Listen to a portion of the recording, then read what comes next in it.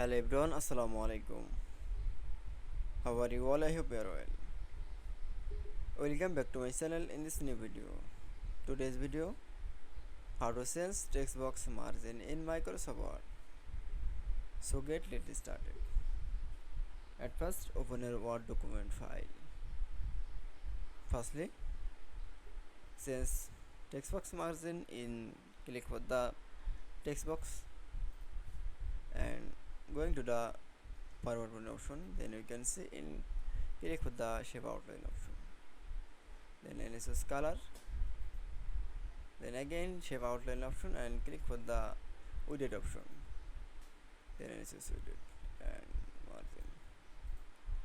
That's okay. Then show the sense text box margin in Microsoft Word. I hope to enjoy the video. Please like, comment, share and subscribe my channel. Thanks for watching my video.